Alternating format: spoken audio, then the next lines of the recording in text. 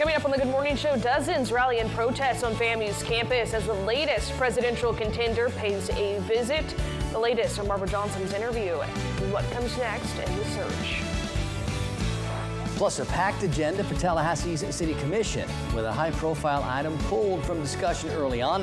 We have a full recap of that meeting coming up. Trusted, local. The WCTV Good Morning Show starts now. Happy Thursday, everyone. We are inching closer and closer to the weekend. Gonna be here before we know it. We can see the light at the end of the tunnel. And it sounds, Rob, like it's going to be much different than last. Maybe very different. Maybe this weekend is a good day to hit the pool, have a little barbecue. If you can find ways to stay cool. Poolside, do it all poolside. Beachside, in some air conditioning, all of these things, because it's gonna feel like summer out there this weekend. We got a lot of hot on the way, and it's gonna start to get a little bit more humid too. So get ready for that little change coming this way. We've got lots of sunshine, and that's going to lead to lots of hot. The chances for any showers real limited. They're not zero. There can be a few spots that are lucky enough to get a few isolated showers, but I think they're going to be real few and far between, and that means a lot of us are going to see long duration hot in the afternoon. Was hoping we'd see a lot more numbers closer to 60 this morning. Instead, look at all the temperatures right at 70. Mariana and Quincy and Bainbridge and Tallahassee and Moultrie and Perry and Madison and Valdosta and Live Oak, they're all at 70 degrees to get started this morning. So it's a warm start. Got a few clouds passing by. It'll be mostly clear skies this morning and all day. Any new organized anything is going to have a tough time finding our part of the southeast. And what that likely means is we're not going to get a lot of change in this forecast for several days again. So we start to get into these more prolonged patterns. Last week's was unsettled, where we had opportunities for showers and it kept the temperatures down. This one is going to be for more sunny, more dry, and more hot. I think we're sending the kids to school this morning close to 70. They're coming home up over 90. Going to have lots of hours up over 90 over these next few days. So think cool thoughts. I'll break down that full forecast coming up. To the highest of 7 Hills, FAMU is closing in on finding a new president to lead the program. There is one more finalist left for this week's official visits. FAMU's Executive Vice President Donald Palm will have his official visit and interview today. The board's final selection will be submitted to the Florida Board of Governors. That could happen as early as tomorrow.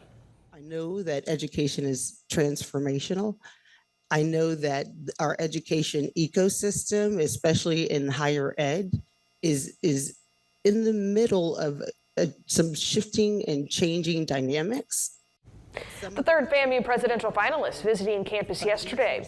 Barbara Johnson met with the Board of Trustees, students, and Rattler alumni.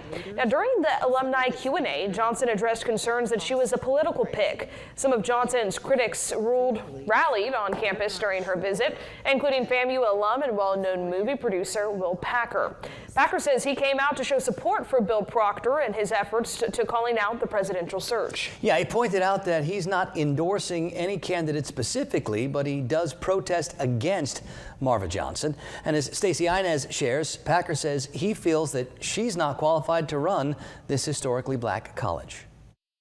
No MAGA Marva! No MAGA Marva! No MAGA Marva! Those chants filled the Will Packer Amphitheater Wednesday as the award-winning film producer himself paid a visit protesting Marva Johnson's candidacy in the FAMU presidential search. This is an inflection point for this university, and it is a time for folks like myself who stand on the shoulders of others whose legacy has created this institution to make sure we stand up and protect it. Packer says Johnson's addition to the list of finalists is concerning, as he says her credentials don't represent someone who should lead a university. While troubling, Marva's political affiliations alone are not the reason this has so many people up in arms. It is her lack of higher education administration experience, her lack of HBCU experience, her lack of cultural connectivity to the very community that she is asking to lead. That's why folks are up in arms. FAMU student Elijah Hooks is also the chief of staff for the Florida Student Association.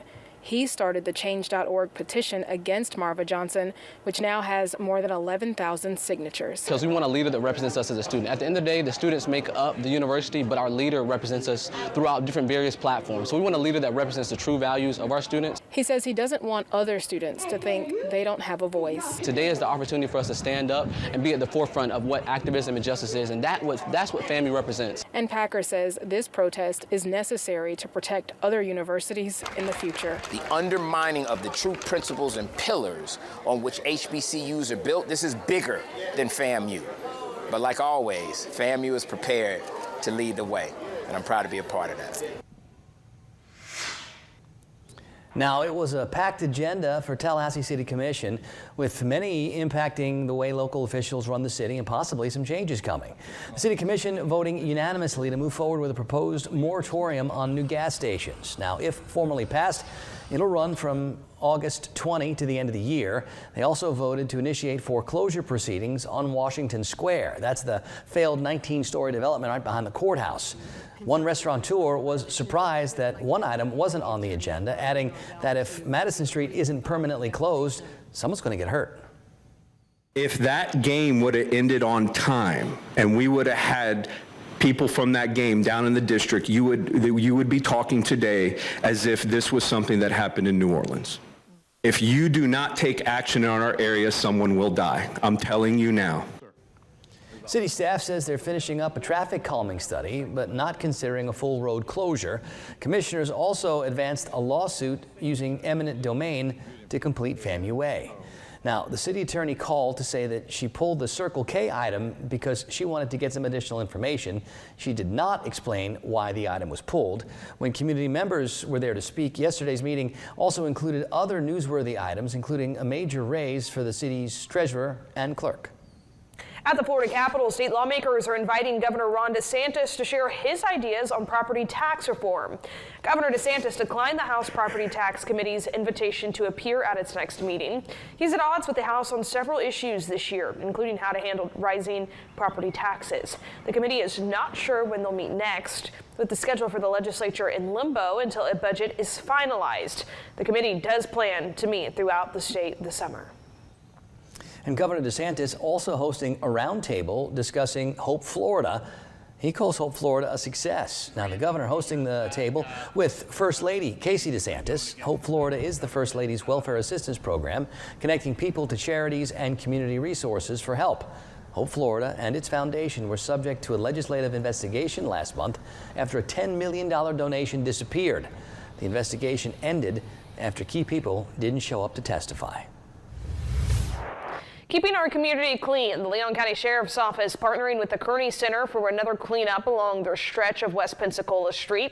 LCSO posting a video on social media yesterday showing the hard-working volunteers working to pick up litter.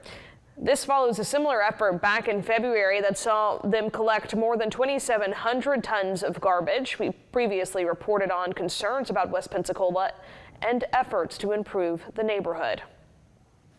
In Wakulla County, Florida Fish and Wildlife officers spent Wednesday cleaning up debris and waterways in the area.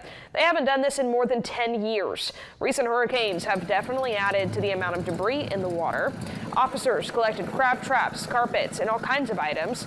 FWC says they do this not only to keep the area beautiful, but to prevent any boats from hitting the debris.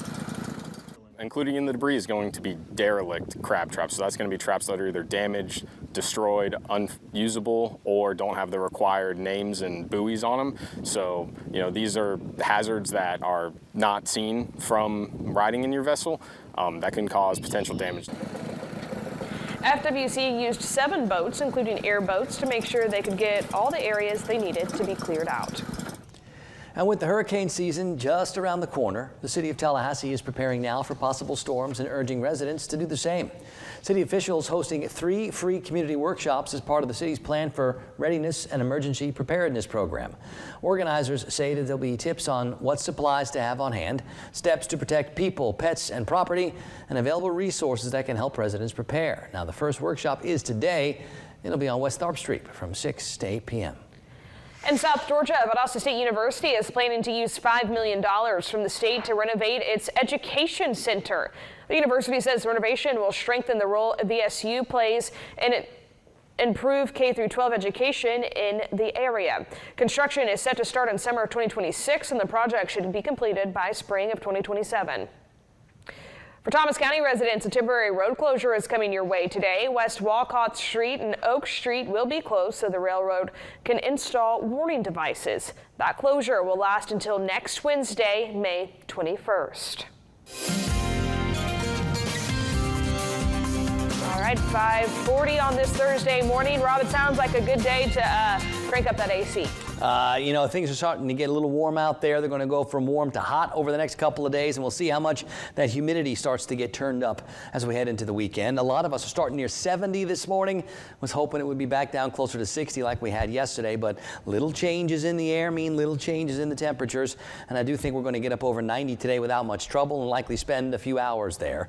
Here are some of those morning numbers. I do see some 60s, upper 60s, like Bainbridge at 69, Thomasville we're at 68, Perry's at 69, Hamilton's at 69, Live Oak and Homerville at 68. So we've got almost half of our locations dipping just below 70, but most of us are still at 70 or above. I don't expect to find a whole lot of fog. I don't expect to find too many clouds, and I don't expect to find hardly any showers, but the setup is really going to be the same for the next couple of days. Higher pressure over the Florida Peninsula going to help to promote this just getting warmer and warmer each day. Any boundary to our north and west not getting the support it needs in the upper part of the atmosphere to get pushed through the area to change anything up or to bring any kind of organized line of showers and storms. So our rain chances, while they're not zero over the next few days, they're not real good. Our shot for some showers will be limited. We're a little too early in the year to count on that sea breeze to fire up and knock down some of those temperatures after they climb way up into the 90s. I think today we're still looking at low 90s and for several hours. But tomorrow and Saturday, those low 90s can become mid 90s.